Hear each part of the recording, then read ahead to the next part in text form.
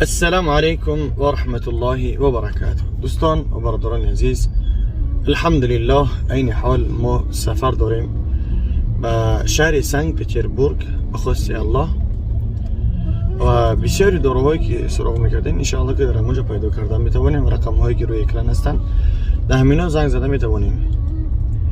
یعنی اکثریت ما و شما الحمدلله که زاده مسلمان هستیم، اهل و اله همه خیش اقربا نزدیک هستن، اهل علم، اما متاسفانه بسیار دعاها هستن که سبحان الله حتی دعای بعد از آنی که ما طعام میخوریم که باید بگیم که الحمدلله الذی اطعمنا و سقانا و جعلنا من المسلمین.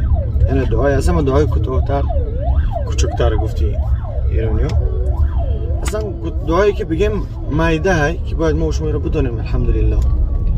دعایی که پیش از خلا در آمدن، یعنی پیش از حاجت خانه در آمدن، همین دعاها را باید ما و شما از یاد بدونیم و بخونیم و فرزندهای خود را تعلیم بدیم. اکثریت ما که به علم که هستیم بعد فرزندها را تعلیم کرده نمیتوانیم.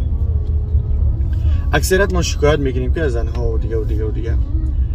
یعنی الحمدلله که رسول خدا صلی الله علیه و سلم فرمودن بهترین چیز روی دنیا این زن صالحه، زن پاکدامن است و زن پاکدامن انشاءالله که مدرسه فرزندای ما و شما هستن. از همون خاطر پیش از آنی که ما و شما باید زن بگیریم باید ببینیم که از کدام عائله ها هستن، در کدام دین و آیین هستن، چه عقیده دارن، چه مقصد و خلاصه دارن و چه نیت دارن و با کدام راه رفتار دارن، با کدام راه انتخاب کرده هستن، با کدام راه می رون. چه خیلیشی بگیریم بعد اصلاح میشه؟ نه، او 18 سال 20 سال که در خانه پدر که پدر بگیم کسبی او، یعنی وظیفه او که تربیه خوب کنه، او که در اوقات سال در 18 سال در سنی که بیکار بود، در سنی که فرزند نداشت، در سنی که بگیم کار و مال به یگان چی مشغول نبود که بگیم همین کار که نکرد و بعدا در خانه شما از کجا میکنه؟ با خاطر خدا نگهبانتون باشه، با دعا باشین. السلام علیکم.